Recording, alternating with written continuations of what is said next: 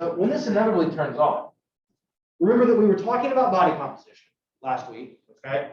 And we're going to transition from body composition into obesity, okay? Into obesity. So let's think about this. Matthew, do you remember how we define obesity? How will we know if somebody is obese or not? BMI, very good, okay? Madison, do you remember how we calculate BMI? Is that your height and your weight and your sex? It is your height and your weight. We actually don't need your sex for all of that. We don't make any adjustments, which is a problem for those kinds of things, okay? BMI is your weight divided in your weight in kilograms divided by your height in meters squared, okay? And so we do a little bit of review here. McKenna, what is the cut point on a BMI value? Do you remember for being considered obese? Yes, 30. Good. Devin, remember the cut point for being quote unquote overweight? Yes, perfect. Okay. So when we say obesity, remember we're only talking about BMI. We're only talking about BMI. We are not making any accounting for how much muscle you have, how much adipose tissue you have, how much bone mineral density, anything. All right. We're just operating on the assumption that if you weigh more than whatever someone somewhere thinks that you should for your height, that you're going to be at an increased risk of certain chronic diseases. Okay. So if we look at this, the combination of obesity and physical inactivity, one of which may be driving the other, okay? We see a lot of things that people are sedentary, they're not meeting physical activity guidelines, and that may predispose them to gaining weight to become obese. But then we also see people that are obese are unable to engage in enough physical activity for a host of reasons. But obesity combined with physical inactivity is the second leading preventable cause of death behind smoking. And that is because obesity is related to almost every chronic disease that we have. Okay? One of, outside of a pulmonary pathology, probably the second biggest risk factor for having the worst possible outcomes from having COVID is from being obese. Okay? So, but if we look at this, obesity is related to high blood pressure. It's really related to type 2 diabetes. Okay? It's really related to type 2 diabetes. It's related to something called dyslipidemia. This is increased blood cholesterol levels, especially LDL cholesterol that we'll talk about in cardiovascular disease. Certain kinds of cancer. Okay? Ladies, breast cancer, endometrial cancer, cervical cancer, very correlated to obesity. Something about obesity and estrogen are a bad combination for cancer risk. Okay? Guys, it's a little less with us. There's a little bit of evidence that being obese increases your chances of prostate cancer. Obesity definitely increases your risk of colorectal cancer, which is a very common thing to talk about. People that are obese have a greater chance of having a mood disorder, greater anxiety, greater depression, especially those two things, for a host of reasons. Okay? Cardiovascular disease, okay? Liver disease, fatty liver disease, hypertension is part of heart disease, but heart attacks, stroke, okay, peripheral arterial disease, you name a disorder, it's probably going to be negatively affected by being obese. Okay? Increased disease risk, increased mortality risk, decreased well-being, however we want to define it. So we need to understand obesity better. We need to understand the interactions between being obese and being physically active and all of these things. And we need to understand multifactorial causes of obesity. Okay? Not all obesity is the same as well. Okay? Having your extra weight in certain places is more dangerous than others. Okay? More dangerous than others. So remember, right, that we talked about way back at the start of class what morbidities were. A disease state or condition that affects health. A comorbidity is the presence of additional disease states that occur at the same time. There is some debate on this, but for the most part, the CDC now thinks that we would want to consider obesity as a morbidity, okay? As a morbidity. Obesity is, in a lot of instances, not all, but in a lot of instances, it is in essence a disease state that negatively affects health, okay? Negatively affects health. Now, a lot of the negative effects of obesity can be completely counteracted simply by being physically active, okay? Simply by being physically active. And so there's this kind of push and pull between all of these things. Okay? Other things that we're going to talk about later in class, we're going to talk about musculoskeletal disorders like osteoarthritis and other degenerative joint disorders, low back pain, herniated disc, and those things. Being obese predisposes you to these things. If you have excess weight and you walk around a bunch, okay, which might be good for you, it's going to put more pressure and wear out your joints faster and predispose you to these kinds of things. Okay? So there's a lot that goes on. What I want to point out here is this is sort of some very old data. This is from Haynes from the 1999 survey. The data are old, but this was from a more recent study. They looked at some things. We can talk about why they had to go all the way back to here.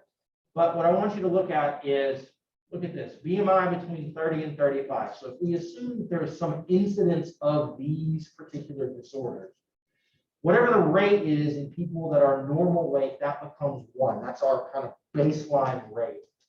And so then if we look at, if you have a BMI between 25 and 30, you are at about 2.5 times the risk of becoming a type 2 diabetic. If you have a BMI between 30 and 35, it's a little over 3 times the risk. If you have a BMI over 35, you're getting into these levels of being morbidly obese. You are 6 times as likely as becoming a type 2 diabetic. So look, you know, heart disease is bad. You're at twice the risk, basically, of developing some kind of heart disease, but 6 times the risk of becoming type 2. We will talk a lot about diabetes and its pathology in a couple of weeks, but the primary driver of this increase in type 2 diabetes that we've seen in sort of quote unquote Western civilizations is due almost exclusively to obesity and physical inactivity. Right? So we'll get into a little bit of these kinds of things. This just shows you guys the table. Why do we pick some of these cutoff points and those things? It's because they did some stratifications and figured out at this particular point your disease risk goes up a certain amount. So that's what we're going to kind of like cut what also. Okay. So it basically affects it. Okay. This is, and I think I've shown these data once before to you guys. This to me, this is the whole ball game right here. Okay. This is the thing that you all should tell everyone that you know about. This is the thing that should guide everything that you do in your life from here on. Okay. This is relative risk of all-cause mortality, dying prematurely from anything. Okay. We have people broken down from, and this is actually was done with BMI and some DEXA scans. We've got people that are lean, people that are normal weight, people that are obese. Okay.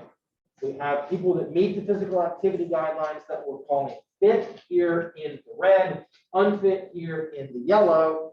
And the important thing to look at from all of this is that if you are fit, basically, you can be obese but active and fit, and you have a reduced relative risk of all-cause mortality compared to normal people and even people that we're going to consider with. Okay? This is the whole ballgame. If you can maintain physical activity throughout your life, it in some ways does not matter what you weigh. Okay? Doesn't matter. On average, Americans gain, you all will gain 20 pounds. Whatever you weigh right now, add 20 pounds to it. By the time you are my age, okay, I have become that statistic. okay, you will gain 20 pounds. From 25 and 45, Americans gain 20 pounds on average. Okay? Talk about how small of a thing that can be. But, so for a lot of us, the shift from normal to overweight or from overweight to obese, all of this is coming. Okay? Maybe it doesn't have to, but it's hard. A lot going on in life. If you can maintain fitness, you can maintain activity, we can kind of overcome a lot of those things. We can overcome a lot. That should be the take-home message for everybody, for everything. You walk into a doctor's office, that's what they should tell you. Okay? That's what they should tell you. You shouldn't be here, have a drug to reduce your LDL cholesterol. Maybe, that's fine. They should also say, go for a fucking walk. Right? You're a type 2 diabetic, okay. Let's do a little bit of diet intervention. Go for a walk. Get a dog. Go for a walk. Okay? Dogs are the best. Sometimes, except for when they're not and they're a little crazy. Right? But this is it. Okay? So we're going to talk about, and we've already talked a little bit, we're going to talk some more about scary things and how little you have to overeat in order to become obese and all of these things. And that's important. But this should be the take-home. Right? Just go for a walk. Okay.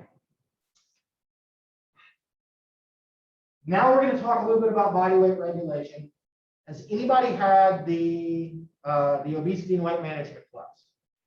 I'm in it right You're in it right now. Okay, you don't have to check me. I haven't seen the syllabus. I don't know what they're teaching in there now. Okay.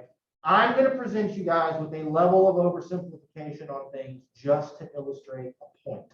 Okay. This isn't the whole ball of wax, especially not in people that are y'all's age. Okay. But the idea behind body weight regulation, okay? So there is this idea that fat is the primary form in which energy is stored in the body. Genetically, in comparison to some other animals, we are astoundingly good at storing energy, storing excess energy as fat, okay? We think a lot of this came out of being hunter-gatherers. It came out of going through periods of feast and famine. I get to eat today. I better store those calories because I might not get to eat tomorrow. Okay? So we are genetically designed to be really good at storing things. Okay? So a positive energy balance. Where does a positive energy balance mean? It is not this simple, but we're going to make it this simple for our discussion today. Okay? Energy balance is intake versus expenditure. It's simple thermodynamics. Okay?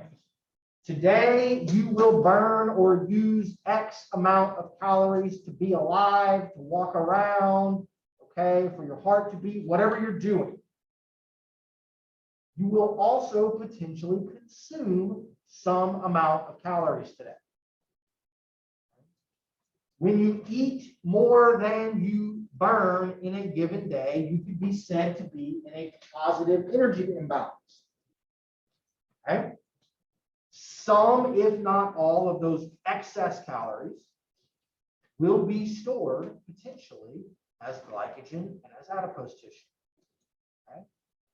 And so, if you are chronically in a positive energy balance, you are very likely going to gain weight. Now,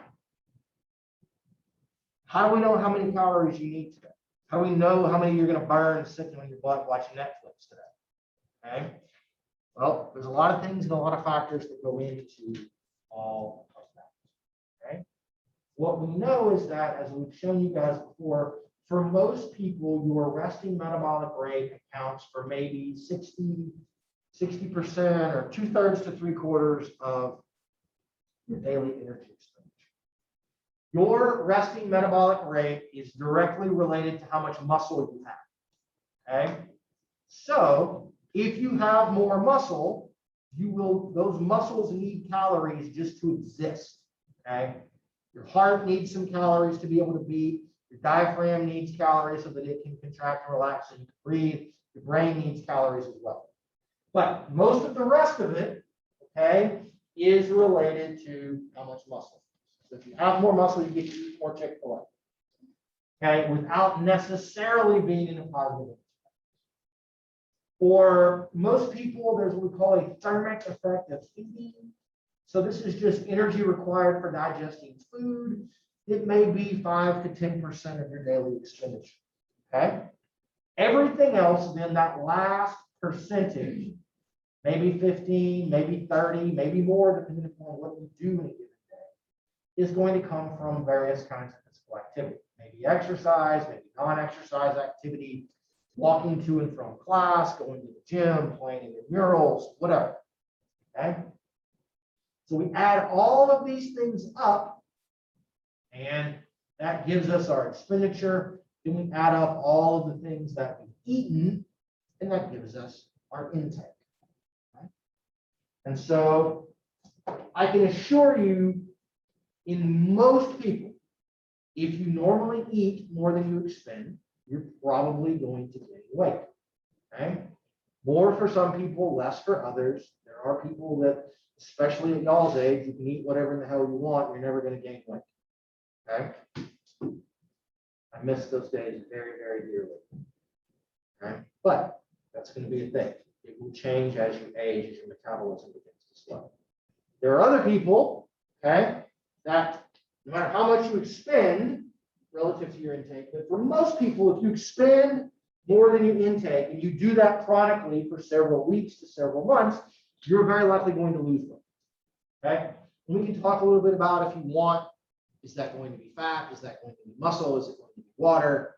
And that's going to be dependent upon some of the other things that you're doing. Okay? Just dieting, you don't exercise, and you lose weight.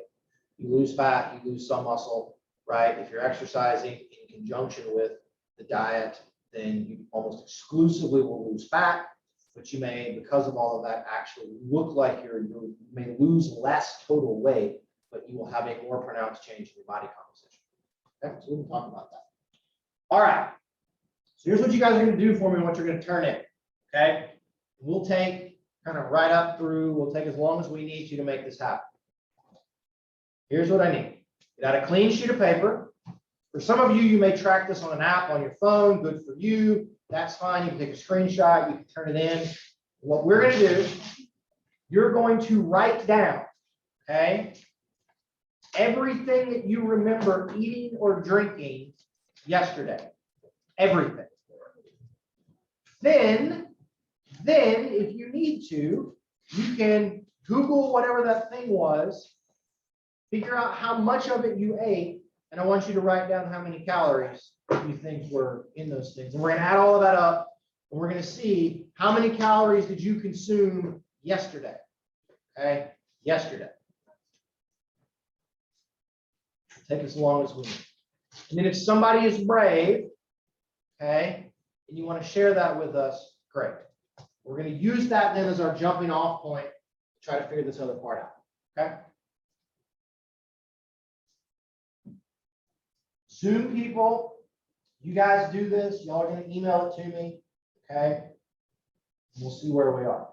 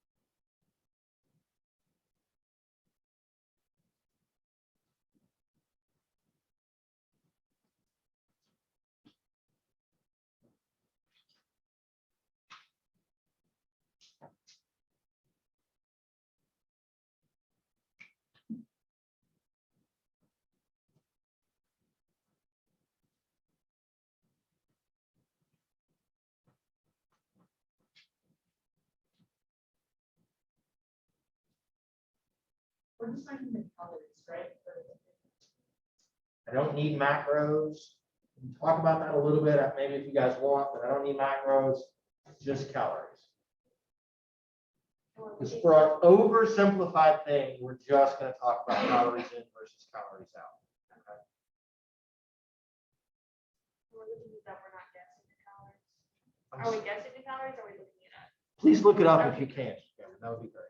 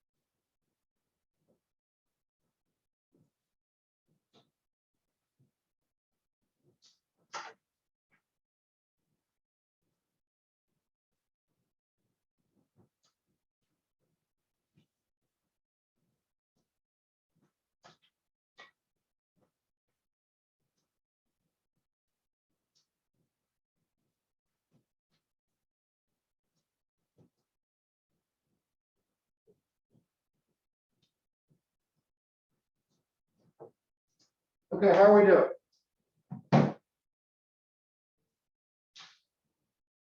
Kind of looks really stuck. You guys close to having a list? Yes, no, maybe, somebody. Right. Some of y'all are still working. Unfortunately, shown you all what I ate yesterday in my 2 meals, or my 2 meals and a snack.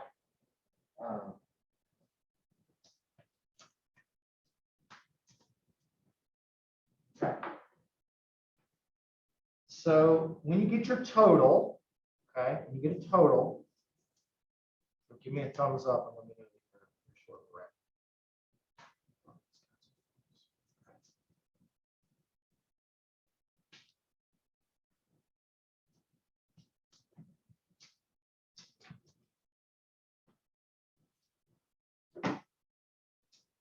When you remember breakfast? Fine. Yeah, I think I'm not supposed Okay, that's a good breakfast. I enjoy pizza for breakfast. I pretty much enjoy pizza whenever, like it doesn't bother me. My wife was like, "How can you eat pizza?" I'm like, "Whatever, it's good." So don't put labels on what you get to eat with a certain meal. Just eat the good food. All right. So here's a question that I have for you guys. Okay? Here's a question. Riley, how many calories do you think a sort of typical college-age woman might need in a given day as her resting metabolic rate if you just laid around and did nothing on a particular day? Any ideas? You want to guess? Nothing. Okay, 1,300. Ramsey, what do you think? You think 1,300 is good? Is it bad? Is it an overestimate? Is it an underestimate? for a college woman. Yeah. I would say now that like classes are in person, we would be more than 1,300 if you're walking on campus.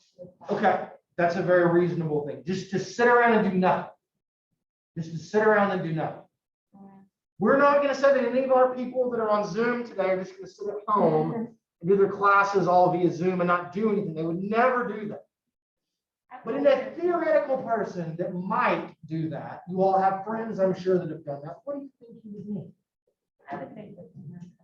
Say 1,300 seems okay? Yeah. Okay. Phoebe, what about you? Think 1,300 is reasonable? Depends on the person. On what about that person would it depend?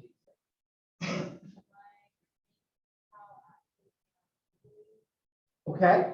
How active they are usually. So you think if I'm more active usually, then I can have a day where I sit around and do nothing, and I'm going to need more calories than a person that is sedentary all the time. Okay. Okay. All right. What about a guy? Okay, I'm sorry. This is okay. What about guys? Between 15 and 1,800. Okay. Matt, do you agree? Like 1,800. Okay. Okay. So, ladies, everybody, look at your sheet. How many of you ate more than Riley's supposed 1,300? Almost all of you to a point. Okay. Guys, more than, we'll say 1,800. More than 1,800 yesterday? Yeah. Okay. Now, folks on Zoom, look at your things. Okay. Ladies, more than 1,300. Okay. Anybody just sit around yesterday and do practically nothing? Devin? I went to the grocery store, but that's That's about it. about it? Okay, perfect. Okay, perfect. Went to the grocery store. Those of you that think that you did some other stuff yesterday, what did you do that you think was like, ooh, I was active, I burned some calories? What did you do? Okay, Lauren went to the gym. What'd you do at the gym, Lauren, if you don't mind me sharing? Resistance training. You did resistance training. How many calories do you think you burned from that resistance training? 500. No, that's a lot. Okay. Did you do the resistance training equivalent of running 5 miles? Okay. Okay. Assume for a moment that for about every mile that you cover, regardless of walking or running, it costs approximately 100 calories. It's going to vary a little bit. It's about 100 calories. Resistance training costs you almost no calories, like practically zero to go resistance training. Because all you do is you use your creatine phosphate and you don't do a whole lot of other things. It's hard to resistance train. Okay. So, ladies, what if I told you you probably need, depending, okay? Let's just say sort of a typical average college-aged woman, sort of an average body composition that weighs between 120 and 135 pounds and is, 5'3" to 5'6" or something, which covers probably 70% of it. You probably need about 800 calories if you just sit around and do nothing all day. Probably about 800 calories. Okay? About 800. Guys, probably closer to between 1,000 and 1,200. Okay. Ladies, how many of you ate more than 800 calories yesterday? Okay, everybody? Good. Okay. So, how many of you do this every day? How many of you eat more than 800 calories every day, ladies? Okay. It's probably good that you do. You're going to walk around. You take all of that, though, but you're going to walk around. And even if you have a normal busy day on campus, right, or doing things, you're going to walk a couple of miles, a couple of hundred other calories. You're in class. I'm boring you, so you're fidgeting. Various things. I'll give you a couple of others, right? Most of y'all, ladies, college-age women, in a given day, you probably expend less than 1,500 calories. Okay, the vast majority of people do. Okay. So look at what you ate in comparison to that, guys. You're probably 1,800 thereabouts. Okay. So look at this. I had 2 slices of pizza and 2 breadsticks and a tablespoon of ranch and a glass of sweet tea for lunch yesterday. Okay. Let's make the assumption that I probably need, I don't know, maybe 1,100, 1,200 calories if I was to sit around and do nothing, which was a lot of what I did yesterday because we were in a car with a toddler. Just by having lunch, okay, I had gotten pretty close to whatever the whole thing that was going to need was. Then I had some Starburst when we stopped at a gas station because our child was screaming and wanted to get her out of the car. And I had my willpower. And I had a whole sleeves of saltines and some cheese for dinner. And then I had a cup of cheddar bunnies because that's what we had. She was eating some cheddar bunnies and my daughter was. Okay. So they're very good. You guys have them. They're Annie's, like organic little cheddar bunnies. My wife won't let her eat like regular Cheez-Its, so we have to buy these stupid cheddar bunnies. The little box costs like $8. So then I get in trouble when I eat them because I'm not supposed to eat them. So if we look at this energy balance equation, okay, intake versus expenditure, this is the place where I think the popular press and the popular media gets us all in trouble. Okay, Riley made a pretty good guess. Okay, a very reasonable guess. Okay, well, when you look at the back of your Gatorade, please, it has a calorie value and then it says some percentage of your daily alleged caloric requirements based upon what?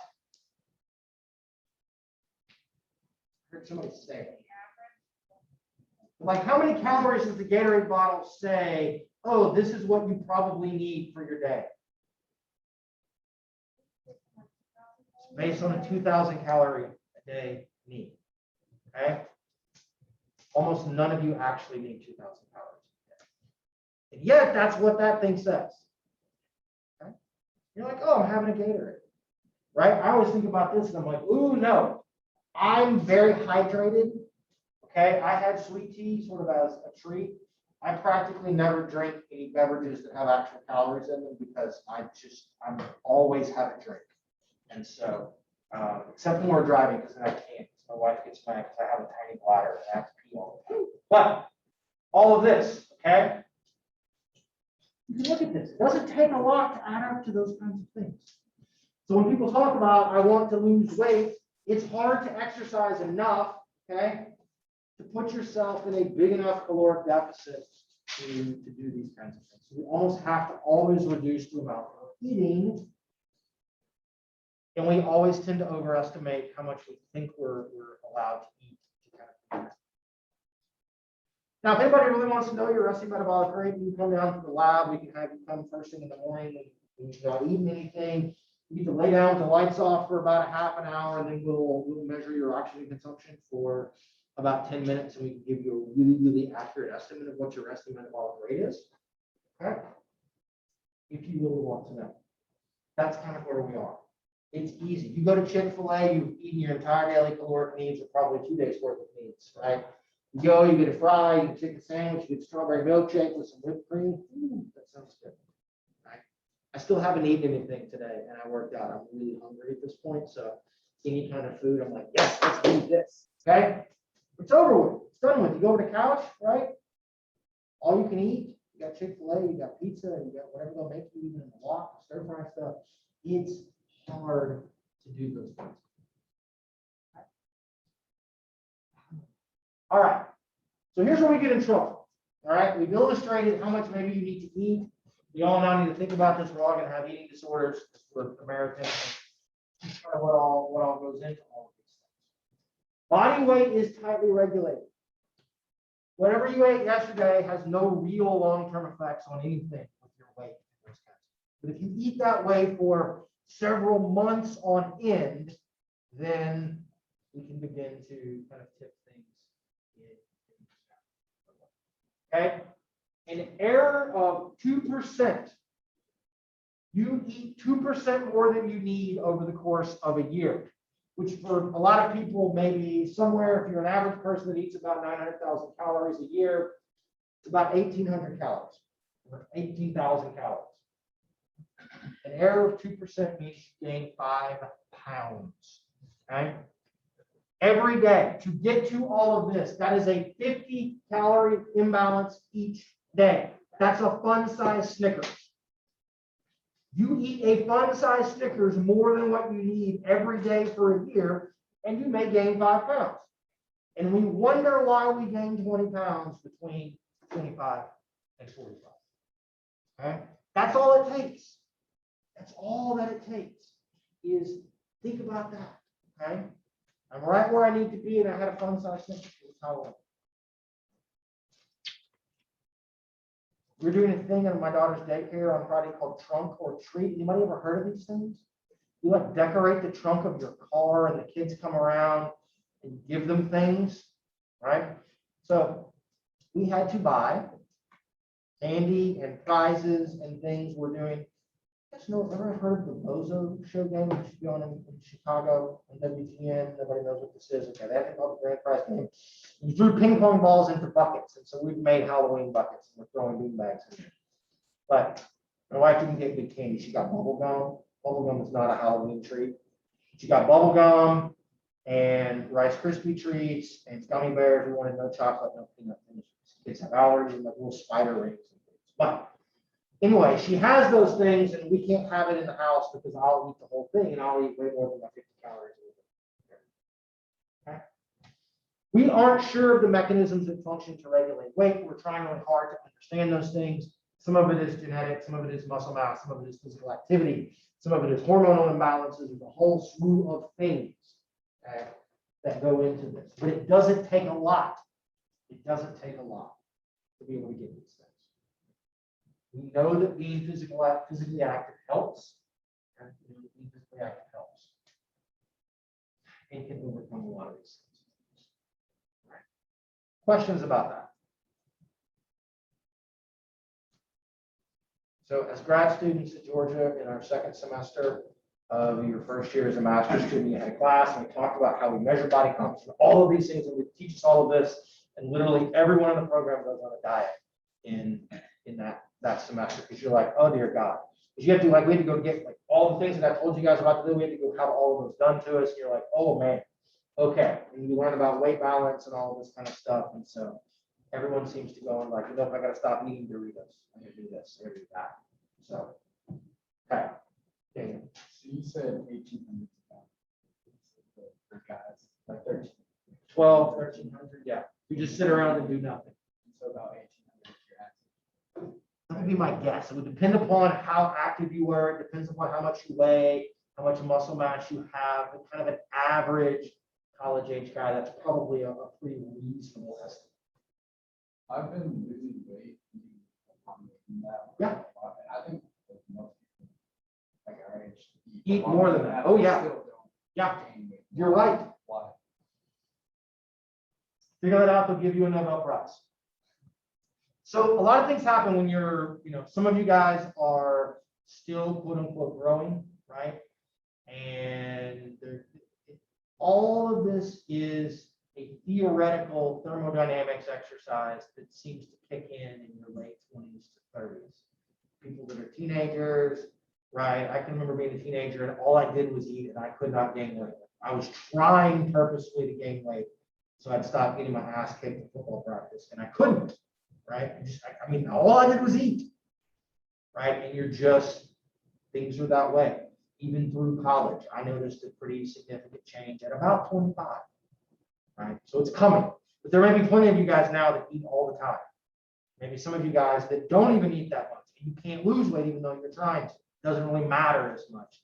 There seems to be some kind of age-related switch and things that are going on. Your experience is very reasonable. That's a thing that happens, right? And there will be people that will continue to be that way for the rest of your life. You eat all the time, you're fine, right? So I think we need to focus a little bit less on exactly how much do I weigh and those things, and much more so on how active am I. That's a much healthier way to approach these things, right? Says the guy that freaks out all the time. But I'm mostly like, I don't want to buy new pants. You get old, you're kind of the same size, you accumulate things over time. Even when guys, y'all are wearing these joggers now, it's not made for people that are full like me. Yeah, so your experience is right. I would agree that a lot of college students about that. But it's just, there's something that changes as we age. Okay. This, okay. So take home message. Okay. All right. So I think that's kind of what I've got. Let me see if there's anything. Chat. Okay. Dylan, of course, breaks down his macros for us. It's very lovely for you guys to do all of that. All right. So that's all that I have for today, guys. We're going to be done early because I want to make sure what we're going to do on Wednesday. I want everybody to come to class if you can come to class. So on Wednesday, what we're going to do is we're going to learn about how we do health appraisals, but we're also going to get height, weight, okay, bioelectrical impedance data, hip to waist ratio data on everybody for your body comp lab. Okay, so I'll put an announcement on Canvas, but please, if you can, please come to class, because if you can't come on Wednesday, I'm going to need you to come by my office at some point this week, and we can get this data, and then we're going to move it to the lab. Okay? So we're going to stop here. All of that. If anybody wants me to talk about the effects of what the macro, protein and carbs and those kinds of things, and why not all calories are created exactly equal and those things, I'm happy to do that. All right. Please turn in what you did. Make sure your name is on it. Madison, are you injured? Just hobbling to hobble. Thing. That's my entire existence. That's what the way you are at 21.